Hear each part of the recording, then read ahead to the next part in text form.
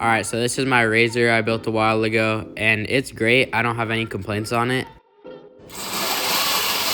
Besides just one thing. These brakes I got, well, the actual brakes themselves, they're good, but the rotor that I have on the bike is way too small, and as you can see, it's barely even going into the pads. But right here in my pocket, I have a new brake rotor that's going to be way bigger than that one, and hopefully we should have usable brakes besides my regen. Because the regen works great, don't get me wrong, but I need good brakes. Now I know in the video of me building this, I didn't show too much on how I actually built this, but I'm gonna start taking off this caliper because it's loose. But before any of that happens, I need to clean up this mess in my cart, so watch this transition. Here you can clearly see the difference between the rotor sizes. Okay, let's get to work. Alright, here you can see I'm taking off the two caliper bolts, one and the other one.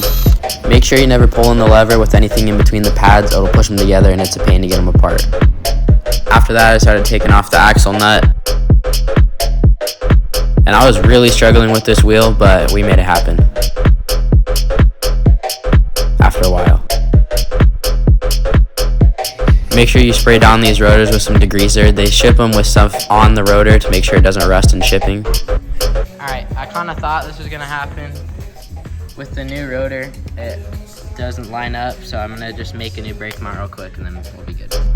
Got the rough shape done out of some flat bar, then used a grinder to clean it up a little bit. Alright, I got it done and all mounted up. I need to set in the pads a little bit, but it locks up the wheel now. Even you can see it's only gripping that much of the rotor right now, but once the pads get set in, it's gonna be pretty dialed. We're gonna go out and ride this thing right now, but I need to show you guys something. So when I was putting on this new rotor, this stud that basically holds on the front end of the caliper, I had only finger tightened it. So I was doing a wheelie last night testing this out, and I looped out because this entire stud fell out. I'll put up the clip.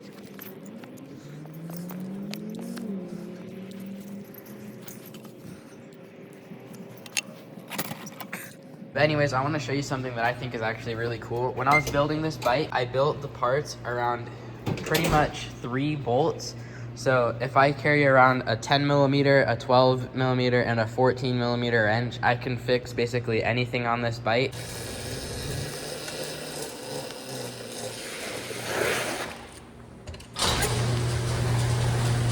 So now that the brakes are good, I can do wheelies plenty fine, but honestly, I've found myself still using the regen brake quite a bit unless I'm doing wheelies.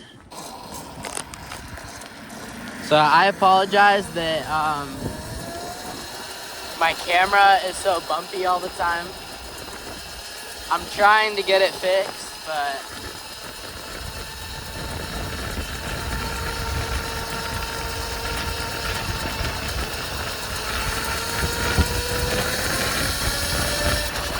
pretty much what I use to film constantly, like 99% of the time, is just a standalone iPhone. I'm saving up for Action 5 or something like that, so that I can actually mount it on a helmet and have a better viewing angle. But for now, I'm just using a chest mount with a standalone iPhone, so I apologize if it's bumpy. The crazy thing about this bike is, like, usually on bikes, like, unless it's super powerful and, like, you don't really, like, for street, I'd say the max you ever need is, like, 12 kilowatts probably, but, like, anything more than that, you're only going to use it if you're, like, in the dirt. But this thing, like, even mode 1, I think I'm running 6 kilowatts right now, and mode 1, literally, like, I'm quarter throttle right now. If I full pin it, and that's mode 1.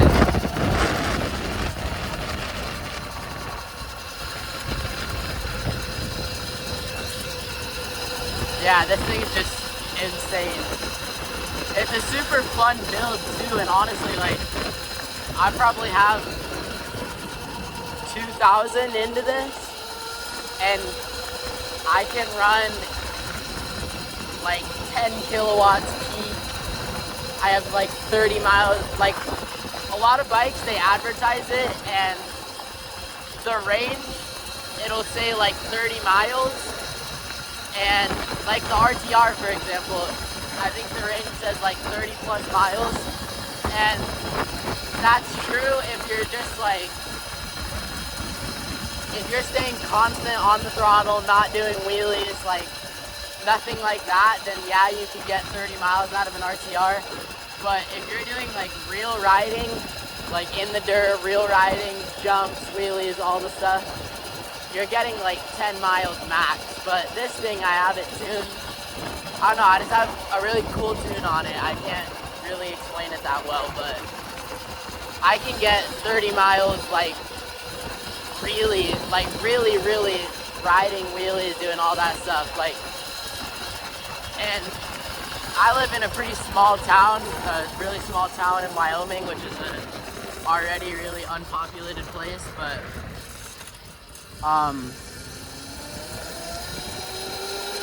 like I could do laps around our entire town and still come back at 5 bars.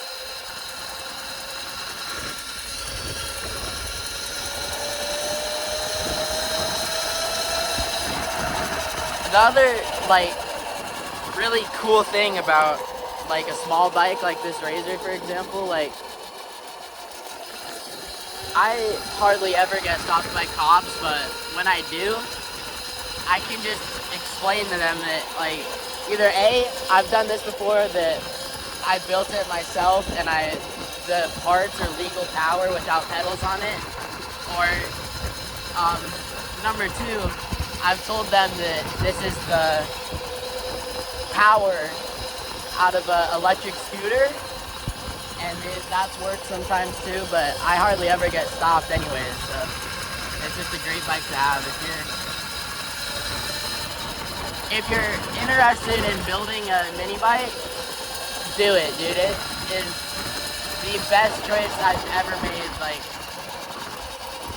and I have like 3 good bikes. I have my motocross bike and then my Macbox and this, and I'll find me grabbing this over my Macbox, even though it's small, because it's just so fun to ride. And like with range this good, you can just go ride, and you don't need to worry about anything like that. You can just go ride. It's one of the funnest bikes ever. And this is a budget build, and it's still that good. If you have some pretty good money and you're gonna buy like Electro and Tow or stuff like that, then I'm sure that's even more fun. But like just straight powertrain, battery, throttle, controller, like everything based around that, I have probably less than $1,000 into this. But then of course you gotta find a frame. I've painted this like 3 or 4 different times, wheels, new tires, tubes, chains, like stuff like that. But the amount of fun that you're gonna get out of this bike is gonna be well worth whatever you can put into a bike. Just kind of hit my knee on that there. That kind of hurt.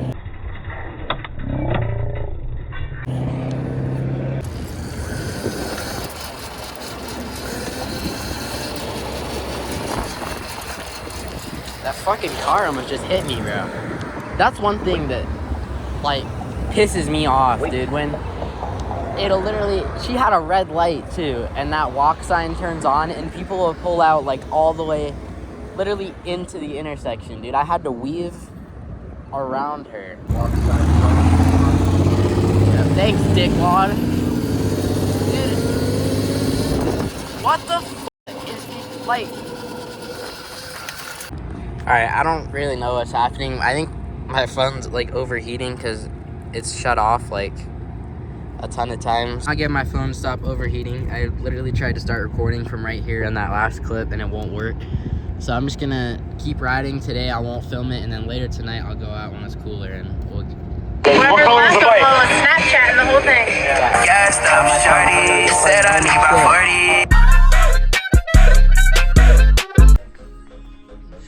40. The lights are like glaring. This looks like. Are you videoing?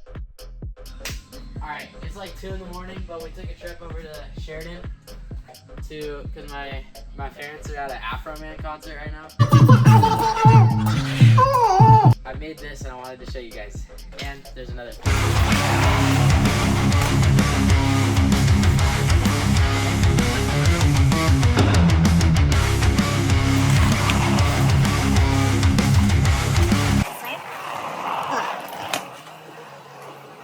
Okay, so this is like a Tinker toy, like a plastic shaft or like a modern day Tinker toy, but we took this John and lubed her up a little.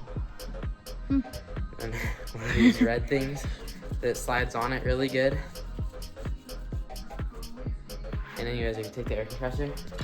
Someone that knows how to do like good math and like can figure this out, tell me how fast you think this is going. There's 8 holes in this, so like if you can figure out the frequency, you're like, Yeah. be ready because it goes fast. It goes fast.